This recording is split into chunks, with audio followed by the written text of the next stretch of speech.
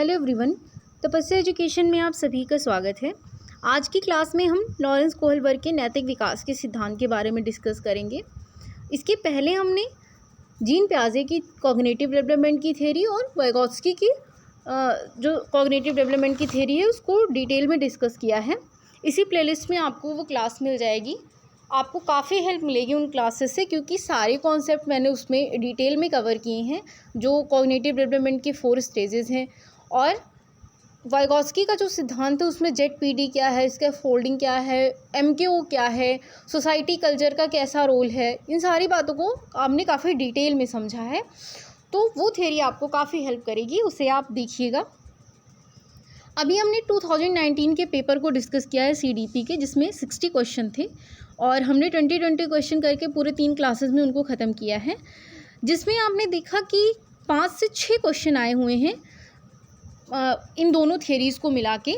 तो इससे आप समझ सकते हैं कि कितनी इम्पॉर्टेंट है थ्योरी। मतलब आपको पता है कि इन थ्योरी से क्वेश्चन आने ही आने हैं, या स्टेजेस की कुछ विशेषताएं पूछ लेंगे या ईयर पूछ लेंगे, तो आप उनको काफ़ी अच्छे से करके जाइएगा। हैंड रिटन नोट्स है मेरे वो, तो इससे आपको नोट करने की भी ज़रूरत नहीं है, आप सिर्फ स्क्रीनशॉट लेकर रख सकते हैं और लास्ट टाइम में आप रिवाइज़ कर सकते हैं, क्योंकि बहुत ही शॉर्ट में लिखा गया है सब कुछ। सिर्फ मेन पॉइंट्स उसमें लिखे गए हैं जो आपको डायरेक्ट आपकी एग्ज़ाम हॉल में आपको सॉल्व करने में क्वेश्चन को हेल्प करेंगे। तो ये हो गई पूरी हमारी पहले की जो क्लासेस हुई हैं, आप उन्हें देखिएगा, आपको काफ़ी हेल्प मिलेगी। आज की जो हमारी क्लास है वो लॉरेंस कोहलबर्ग के नैतिक विकास का सिद्धांत है, जिसके बारे में आज हम डिटेल में समझेंगे। तो चलिए शुरू करते हैं।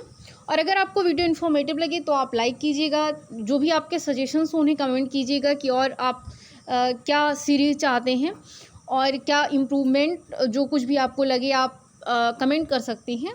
और चैनल को आप सब्सक्राइब कर लीजिए, क्योंकि डेली आपको क्लासेस मिलती रहेंगी, आपको काफ़ी हेल्प करेंगी, एग्ज़ाम तक आपकी क्लासेस चलती रहेंगी। तो सब्सक्राइब कर लीजिए चैनल। चलिए हम आज की क्लास शुरू करते हैं। लॉरेंस कोहलबर्ग के नैतिक विकास का सिद्धांत, ये 1963 में इसको इन्होंने दिया था और इसमें एक डिलेमा का प्रयोग किया गया था ये सिद्धांत बनाने में, हिंज डिलेमा जिसे कहते हैं। इसी प्रयोग का सारांश पूरा है। इसमें क्या होता है कि जो हाइंज होते हैं उनकी वाइफ को एक बीमारी होती है, मतलब वो ऐसी बीमारी होती है जिससे उनकी वाइफ की मृत्यु भी हो सकती है, और उसकी दवा उस पूरे शहर में सिर्फ एक डॉक्टर के पास होती है। वो जब जाते हैं तो वो डॉक्टर कहता है कि ये 10 रुपये की दवा है, पर मैं इसको 100 रुपये में दूंगा, क्योंकि मैंने मेहनत की है इस पर, तो मैं इसकी पूरी फीस लूँगा, मतलब मेरा जितना मन गएगा, और सिर्फ उसी के पास है वो दवा। मतलब हाइंज बहुत सारा कोशिश करता है कि मतलब वो दवा उसे मिल जाए, डॉक्टर के सामने अपनी पूरी बात बताता है कि मेरे पास पैसे नहीं है ये वो, पर वो डॉक्टर नहीं मानता। वो कहता है मैं तो 100 रुपये ही लूँगा इस दवा की। तो फिर क्या होता है, हाइंज जो होता है उस दवा को चुरा लेता है। अब हाइंज ने जो चोरी की है ये सही है या गलत है, इससे रिलेटेड फिर क्वेश्चन पूछे जाते हैं। और फिर कोहलबर्ग ने अपनी पूरी इसी पे आधारित कई तरह के लेवल में डिवाइड किया है मोरालिटी के डेवलपमेंट को। मोरालिटी जो होती है वो कई तरह की रीजनिंग का यूज़ किया जाता है, इसमें बहुत सारी डिलेमा होती हैं। और कोहलबर्ग ने ये माना है कि हमारी जो मोरालिटी होती है वो एज के साथ साथ चेंज होती रहती है। मतलब जो चीज़ें हो सकता है आपको नैतिकता के हिसाब से बहुत बचपन में आपको सही लग रही हूँ, जब आप बड़े होते हो तो समझ में आता है अच्छा ये ऐसा था, ये गलत था। तो क्या होता है कि एज के साथ साथ मोरालिटी चेंज होती रहती है। कोहलबर्ग ने जो कहा कि नैतिक विकास में अवस्थाओं का क्रम निश्चित होता है, इन्होंने 3 स्तर दिए और प्रत्येक स्तर पर 2-2 अवस्थाएं थी। यानी कि कभी कभी सिर्फ इतना ही पूछ लेता है कि कोहलबर्ग के नैतिक विकास में कितने स्तर थे और कितने अवस्थाएं थी। तो 3 स्तर थे, 3 लेवल थे और 6 स्टेजेस थी।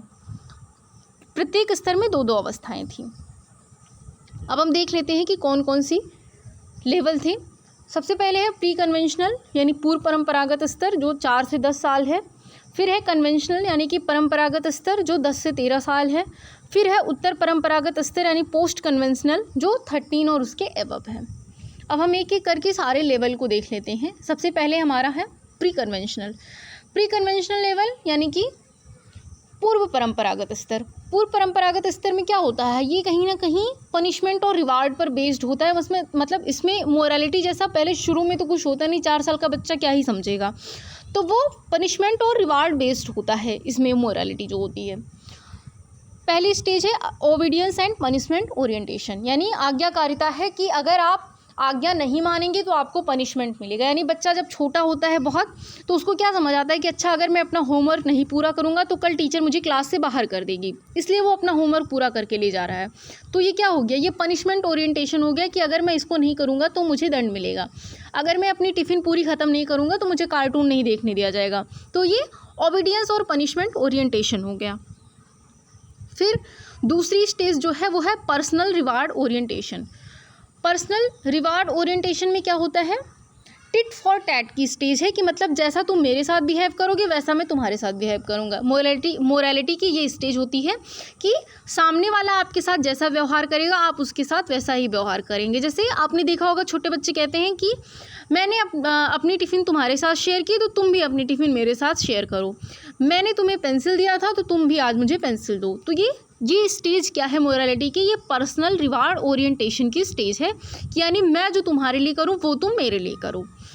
तो ये आपकी सेकेंड स्टेज होगी। आप इन स्टेज के नाम याद रखिएगा और इनके जो कीवर्ड हैं वो याद रखिएगा, इससे आपके क्वेश्चन सॉल्व हो जाएंगे। कि आपको एग्जांपल जस्ट दिया जाएगा कि मान लीजिए कोई बच्चा है वो अपने क्लासमेट से कह रहा है कि कल मैंने तुमको पेन दिया था, आज तुम मुझे पेंसिल दो, तो वो कौन सी स्टेज में है, तो पर्सनल रिवॉर्ड ओरिएंटेशन की स्टेज में वो आ जाएगा। दूसरा जो लेवल है वो है कन्वेंशनल, यानी कि परंपरागत स्तर। इस स्तर पर क्या होता है कि जो बच्चा होता है वो सोसाइटी की नॉर्म, सोसाइटी की वैल्यूज़, इन सबको मानने लगता है। यानी उसके लिए सोसाइटी का जो सेट किया गया है, एक जो भी परंपराएं सेट की गई हैं उनको वो समझने लगता है, उनको वो मानने लगता है, रूल्स को समझने लगता है कि जो सोसाइटी के रूल्स हैं, जो सोसाइटी के ऑर्डर हैं मेंटेनेंस के, वो सारी चीज़ें सही हैं, उनको वो समझने लगता है, उनको मानने लगता है जो चीज़ें जैसी बनाई गई हैं। इसमें भी फिर दो स्टेज हैं। पहली है इंटर पर्सनल रिलेशनशिप, यानी अंतर्वैयक्तिक जो संबंध है, good boy nice girl orientation. इसमें क्या होता है, जो बच्चा होता है वो अप्रूवल के लिए सारे काम करता है। यानी अगर मैं अच्छे से पढ़ाई करूँगा, अच्छे मार्क्स आएंगे तो टीचर मेरी प्रशंसा करेगा, घर पे मेरे माता पिता मेरी प्रशंसा करेंगे, मैं एक अच्छा बच्चा कहलाऊँगा। तो ये क्या हो गया, good boy nice girl orientation हो गया। ये कन्वेंशनल की फर्स्ट स्टेज हो गई, जिसमें अप्रूवल की बात की जाती है, जिसमें प्रेज़ की बात की जाती है कि मेरी प्रशंसा होगी, मेरे माता पिता खुश होंगे, मेरे टीचर्स खुश होंगे। ये आपकी फर्स्ट स्टेज हो गई। फिर है लॉ एंड ऑर्डर, ये सेकंड स्टेज है, यानी कि जो रूल्स हैं या जो लॉ हैं वो सबके लिए बराबर हैं, उसको सबको मानना चाहिए। जो भी सोसाइटी के द्वारा सेट किया गया है जो रूल, जैसे कि सबको हेलमेट लगाना चाहिए, ये क्या है, रूल्स है, तो सबको ये मानना चाहिए। ये किस में आएगा, लॉ एंड ऑर्डर में आएगा। या मान लीजिए कि आप क्लास में मॉनिटर हैं और आपके जो दोस्त है उसने नेल्स नहीं काटे या कुछ भी चेक हो रहा है, तो आप फिर बताएंगे टीचर्स को, मतलब वो कह रही है कि मैं आपकी दोस्त हूँ, आप मत बताइए, तो आप कहेंगे नहीं, रूल्स तो सबके लिए इक्वल हैं, भले ही तुम मेरी दोस्त हो लेकिन तब भी अगर तुमने गलती की है तो वो सबको मतलब रूल्स सबके लिए बराबर हैं, तो वो टीचर को आप जाके बता देंगे। तो ये क्या हो गया, लॉ एंड ऑर्डर की स्टेज में आप हैं, कन्वेंशनल स्टेज में। तीसरा जो लेवल आता है वो है post conventional stage, post conventional level, sorry. इसमें भी फिर दो स्टेज दिए गए हैं। पहला क्या है, social contract orientation and individual rights, और दूसरा है यूनिवर्सल एथिकल प्रिंसिपल्स। इसमें हम देख लेते हैं क्या क्या है। पहला है social contract orientation and individual rights.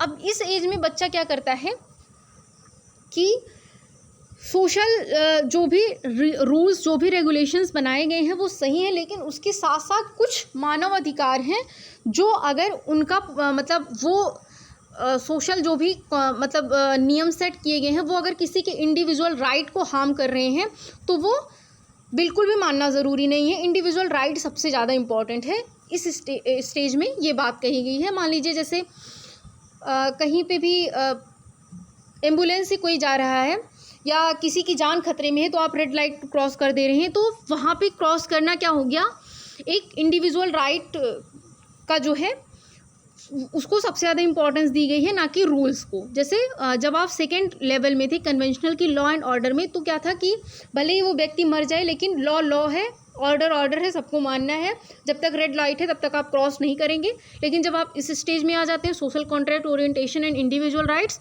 तो आप कहते हैं नहीं बच्चे, किसी की भी जान जो है वो ज़्यादा ज़रूरी है किसी भी रूल से, किसी भी लॉ से, तो रेड लाइट क्रॉस करके भी आप उसको बचाने की कोशिश करेंगे। तो ये क्या हो गया, ये आपका पोस्ट कन्वेंशनल लेवल का पहला स्टेज हो गया, social contract, orientation and individual right. Second जो स्टेज है वो है यूनिवर्सल इथिकल प्रिंसिपल, ये सबसे हाईएस्ट लेवल है। ये नैतिक विकास की जो है वो आखिरी अवस्था, इसमें जो होता है वो सामाजिक मान्यताओं के अतिरिक्त उनकी जो अपनी मान्यता है, उनकी जो व्यक्तिगत मान्यता है वो विकसित होने लगती है। मतलब वो अपनी, उनके अपने द्वारा बनाए गए जो सिद्धांत हैं, उनके अपने जो प्रिंसिपल्स हैं वो उनको मानते हैं, वो अपनी अंतरात्मा की आवाज़ को सुनते हैं। समाज जो बनाया है नियम, या समाज की जो मान्यताएं हैं, अगर उससे उनकी मान्यताएं डिफर करती हैं तो वो अपनी मान्यताओं को मानेंगे, वो अपनी द्वारा जो भी सिद्धांत उनके बनाए गए हैं वो उनको मानेंगे। और क्या हो जाता है, ये एक तरह से ऐसी अवस्था है जिसमें जो व्यक्ति होता है वो दूसरों के कल्याण के लिए, जनहित के रक्षा के लिए वो अपने प्राणों की बलि तक देने के लिए तत्पर हो जाते हैं। मतलब वो उनकी जान चली जाए तो ठीक है, लेकिन लोगों की रक्षा होनी चाहिए, लोगों के जो भी उनके राइट्स हैं उनकी सुरक्षा होनी चाहिए। ये यूनिवर्सल एथिकल प्रिंसिपल में आएगा। इनमें आप महात्मा गांधी जी का एग्जाम्पल, नेल्सन मंडेला, इन सब का एग्जाम्पल्स ले सकते हैं। तो ये हो गया आपका यूनिवर्सल एथिकल प्रिंसिपल, जो नैतिक विकास की आखिरी अवस्था है। इस तरह से इसके 6 स्टेज और 3 लेवल हमने डिस्कस कर लिए, जिसमें आप कीवर्ड्स याद रखिएगा, जैसे पर्सनल रिवार्ड, ओरिएंटेशन में tit for tat, obedience and punishment में बच्चा पनिशमेंट ड्रिवन होगा, कि मतलब वो कोई काम इसलिए कर रहा होगा जिससे उसको पनिशमेंट ना मिले। फिर इंटरपर्सनल रिलेशनशिप में गुड बॉय नाइस गर्ल, तो अप्रूवल याद रखिएगा। फिर लॉ एंड ऑर्डर में याद रखिएगा, जैसे कहीं भी रूल्स की बात हो रही है, अगर लॉ की बात हो रही है तो वो किस में आएगा, तो वो कन्वेंशनल लेवल में आ जाएगा। ऐसे ही पोस्ट कन्वेंशनल में फिर आप याद रखिएगा कि अगर इंडिविजुअल राइट की बात हो रही है, कि कोई ऐसा व्यक्ति है जो किसी भी सामाजिक मान्यता के आधार मतलब को नकार कर वो ऐसी मान्यताओं को महत्व दे रहा है जो किसी की सुरक्षा कर रहे हैं, किसी भी व्यक्ति की, तो वो पोस्ट कन्वेंशनल लेवल में आ जाएगा। तो इससे आपके क्वेश्चन सॉल्व हो जाएंगे। अब हम इसकी क्रिटिसिज्म को देख लेते हैं। जो भी सिद्धांत इन्होंने दिया उसकी फिर आलोचना की गई, क्योंकि अब इस टाइम आलोचना से भी क्वेश्चन बनने लगे हैं, तो ये आपको ध्यान रखना जरूरी है। सबसे पहले इनकी ही शिष्या थी कैरोल गिलिगन, इनकी स्टूडेंट थी, इन्होंने विरोध किया, इन्होंने क्रिटिसाइज किया इनके सिद्धांत को। उन्होंने कहा कि इसमें सिर्फ और सिर्फ मेल सैंपल्स लिए गए हैं, मतलब जो फीमेल का जो भी अप्रोच होता है, जैसे कि उनके अंदर थोड़ा सा ज़्यादा इमोशंस होते हैं, जो उनकी भावनाएं होती हैं, उनका ध्यान नहीं रखा गया, कि सिर्फ मेल सैंपल्स लिए गए, फीमेल सैंपल्स नहीं लिए गए। तो ये कहीं ना कहीं एक तरह से बायस्ड सैंपल्स है, इसमें उनकी भावनाओं का ध्यान नहीं रखा गया, उनकी जो कुछ इंपॉर्टेंट ट्रेट्स होती हैं उनको ध्यान नहीं दिया गया। और दूसरा है कि ये हाइपोथेटिकल सिचुएशन थी, मतलब अगर आप किसी से क्लास में बैठ के पूछेंगे कि अच्छा किसी ने अगर मतलब हमेशा सच बोलना चाहिए, किसी ने अगर चोरी की है तो उसको दंड मिलना ही चाहिए, तो कह देगा हाँ बिल्कुल मिलना चाहिए। लेकिन अगर मान लीजिए कोई ऐसी बात हो गई जिसमें उसकी जान पर कभी बनाए, तो वो क्या करेगा, फटाक से झूठ बोल देगा। वो भले ही कहा है कि हाँ हमेशा सच बोलना चाहिए, लेकिन वो फिर झूठ बोलेगा। तो एक हाइपोथेटिकल सिचुएशन है कि आपने सिर्फ क्लास में बच्चों को बैठा के क्वेश्चन पूछा तो वो कुछ और आंसर देंगे, लेकिन जब उनके ऊपर वो सिचुएशन आएगी तो वो कुछ और करेंगे। तो एक तरह से ये भी क्रिटिसिज्म होंगे इसका। और तीसरा क्रिटिसिज्म है कि not applicable in all cultures, यानी सारी संस्कृतियों में ये अप्लाई नहीं होता है। हर जगह की अलग अलग मान्यताएं होती हैं, अलग अलग मोरालिटी होती है। मतलब हो सकता है जो चीज़ें यहाँ पे मोरालिटी के लेवल पे सही हैं वो किसी और जगह पे गलत हो, या यहाँ जो गलत है वो किसी और जगह पे सही हो। तो हर जगह अलग अलग चीज़ें होती हैं, हर जगह एक ही जैसा मोरालिटी नहीं होता है, तो हर कल्चर में ये एप्लीकेबल नहीं है, ऐसा कहा गया। ये 3 क्रिटिसिज्म हो गए, ये भी आप याद रखिएगा, इससे भी क्वेश्चन आ रहे हैं इस टाइम। और ये पूरी थ्योरी होगी, काफ़ी शॉर्ट में हमने डिस्कस किया इसको, कीवर्ड्स हमने समझे, मेन पॉइंट्स हमने समझे, जिससे आपके क्वेश्चन सॉल्व हो जाएंगे। आई होप आप लोगों को क्लास अच्छी लगी होगी, और आप चैनल को सब्सक्राइब कर लीजिए, क्लास को आप लाइक कर दीजिएगा, और अपने सजेशंस जो हैं वो कमेंट कर दीजिएगा। Thank you so much.